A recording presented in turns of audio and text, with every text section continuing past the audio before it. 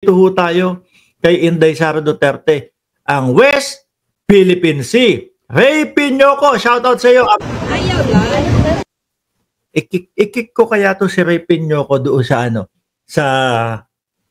sa group chat namin. Maingay ho yan. Madaling araw, natutulog ako. Merong mga totnak. Huwag na yan. O, eto na ho. Yes, baka sabihin, ninonormalize ni Mark Ramos yung mga salitang ganon. O, game na ho, mga kababayan. Game! Foreign policy. Ayaw lang. Ayan na, umpisahan na ni Inday Sara Duterte. Foreign policy! Oh. It is stated in our constitution that we should have an independent foreign policy. Okay. That do not lean. Saglit lang, do not lean.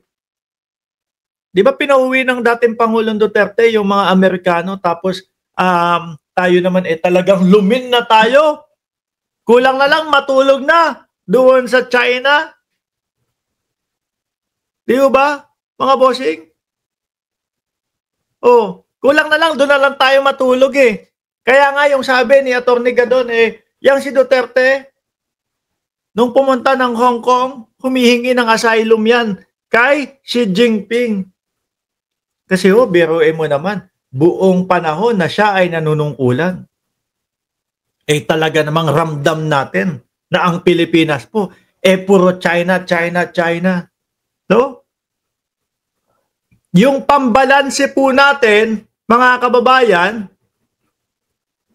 inalis ni Duterte. Uwi kayo, no, mga kano. Ganyan, ayaw daw. Yun ba yung sinasabing do not lean? Nag-lean tayo sa China nun. Biruin mo, nanalo tayo sa UNCLOS. Hindi nagsalita ang dating Pangulong Duterte. Nagsalita pala. Sorry. Fake news yung hindi nagsalita. Nagsalita pala, no? Kumbaga, papel lang yan. Tubig lang yan. Hindi pinursige yung West Philippine Sea, yung karapatan natin ho doon. Nangangati na naman yung ilong ko. Sabi ni Byron Alde, pa-shoutout from Lapu-Lapu City, Cebu. Byron Alde! Shoutout sa'yo! Ayan sigaw na sigaw pa yan. Di ho ba, mga kababayan? Humihingi daw ng asylum si Duterte doon sa China, hindi pinayagan. Bakit daw ho? Kasi naramdaman na at nalaman na ni Xi Jinping na meron ng warrant of arrest. Biruin mo, sa loob ng kanyang panunungkulan, araw-araw, no, na ginawa ng Diyos, China, ang magaling ho sa kanila. Tapos pagdating sa ending, eto na, kailangan na kita, China. Hindi daw pinayagan. Base po yan kay Atty. Larry Gadon. Sabi ni Jenny, nabingi ako shout out daw Tuloy! To a foreign power that do not favor US. Kaya pala tayo, pabor na pabor ang China sa atin. Ano? Diba? Kaya yung China, mga kababayan, tipo ho bang, kampante na kami kasi nandyan ang mga Duterte para sa amin. Okay lang, ganito. Nung panahon ng Duterte, malaya naming nauutusan ang Pilipinas. Alam nyo ho, mga kababayan, pwedeng mali ako, pwedeng tama ako. Kung natatandaan nyo ho, yung may mga nagpapaskil, Taytiga, shoutout sa iyo. Yung may mga nagpapaskil ho, nung napakalaki ho, mga banner, no? Doon sa mga footbridge, sa mga metal footbridge, mga kababayan. Kulay pula na tarpaulin. Mahaba. Nakasulat, Pilipinas, probinsya ng China. Province of China. Ako ho, mga kababayan, pwedeng maliho ito Kumbaga, naiisip ko lang. Naiisip ko sila Duterte ang may pakana nun Sila yung may mga gawa nun No? Pwede hong mali. Mga bossing. Bakit to? Kasi mahilig sila doon sa mga testing the water. Subukan natin. Ano kaya ang magiging reaksyon ng mamamayang Pilipino pag nilagay natin na China, na Pilipinas, probinsya ng China? Ano kaya ang maano ng taong bayan? Magiging reaksyon nila? Ano? So, negatibo po ang naging reaksyon ng mamamayang Pilipino, ayaw pumayag. Kasi pwedeng sabihin na, o sige, pasakop na lang tayo sa China. Total, magandang bansa yan. Madaming magaganda sa kanila para maging maganda naman. Yun siguro iniisip nila, mga bossing. Kaya lang, negatibo yung nangyari. Ayaw ng sambayan ng Pilipino. Paano nga naman daw ho, mga kababayan? Paano naman daw ho, mga kababayan, yung pagtatanggol ng ating mga bayani nung panahon na sila ay sinasakop?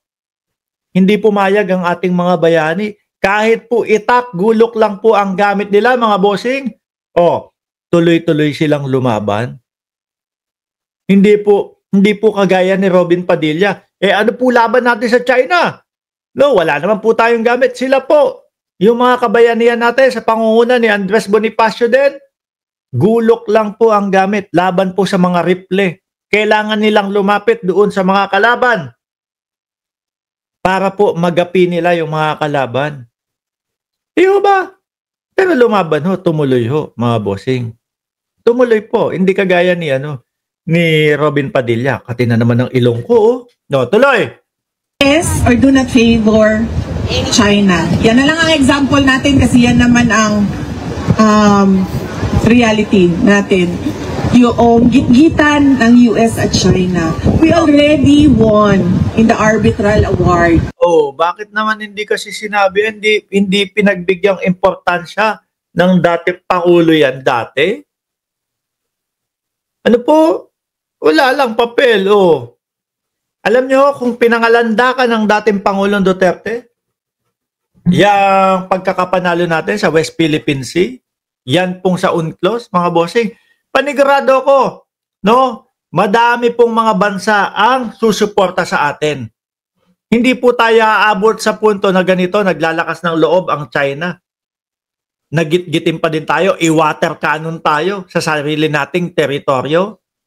Hindi ho. Kasi pagka nakita, may dokumento, may papeles na nanalo ang Pilipinas sa West Philippine Sea, susuporta ho yung mga malalaking bansa. Panigurado ho ako dyan.